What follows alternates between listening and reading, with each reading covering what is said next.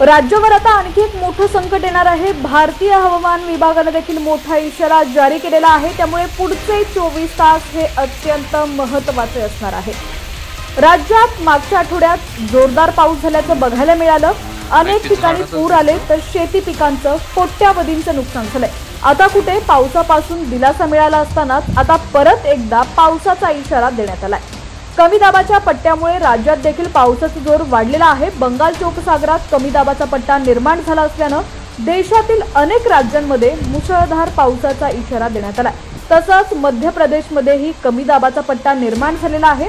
काही भागांमध्ये आज ऑरेंज आणि येलो अलर्टचा इशारा भारतीय हवामान विभागाकडून देण्यात आलाय। पुढील 2 दिवसात राज्यात परत एकदा पावसाचा जोर असेल। कोणकोणत्या भागात आता पाऊस आपली दमदार हजेरी लावणार आहे तेच आज आपण या व्हिडिओच्या माध्यमातून पाहूयात। पण त्याआधी तुम्ही जर HPN मराठी न्यूज चॅनलला YouTube वरती सबस्क्राइब केलेलं नसेल तर नक्की सबस्क्राइब करा। फेसबुक किंवा Instagram वरती जर तुम्ही आता ही बातमी पाहत असाल तर नक्की फॉलो करा, जेणेकरून आमचे अपडेट्स लवकरात लवकर तुमच्यापर्यंत पोहोचण्यास नक्कीच मदत होईल। कोकण आणि मराठवाड्यात आज ऑरेंज अलर्ट देण्यात आलेला आहे।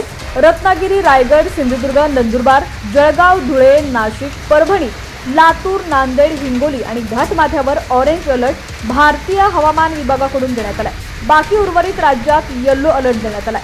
मुंबईमध्ये आज सकाळी जोरदार पावसानं हजेरी लावली। वाऱ्यासह पावसाच्या जोरदार सरी बरसताना दिसल्या। सकाळीच पावसानं जोरदार हजेरी लावल्यानं लोकांचं जनजीवन विस्कळीत झालंय। 25 तारखेला मुंबईमध्ये भारतीय हवामान विभागानं अलर्ट दिला होता। मुंबईसह उपनगरात जोरदार पावसाला सुरुवात झाली। राज्यामध्ये सध्या गणपती बाप्पाच्या आगमनाची लगबग सुरू असताना जोरदार पाऊस सुरू आहे। मुंबईमध्ये सध्या पावसाचा जोर वाढताना दिसत आहे। सकाळच्या पावसामुळे शाळेला निघालेल्या मुलांची आणि पालकांचीही तारांबळ उडाली। पुढील काही तासात पावसाचा जोर वाढण्याची शक्यता आहे। मुंबईसह उपनगरामध्ये 25 ऑगस्टला पावसाचा इशारा हवामान विभागाकडून देण्यात आला होता। सकाळी 4 वाजल्यापासून पावसाचा जोर वाढलाय। काही तासांच्या पावसानेच रस्त्यांना नद्यांचं स्वरूप प्राप्त झालं। 8 दिवसांपूर्वी झालेल्या पावसाचा थेट परिणाम हा मुंबईच्या लोकल सेवेवरती झाला होता। अनेक लोकल रद्द करण्यात आल्या होत्या।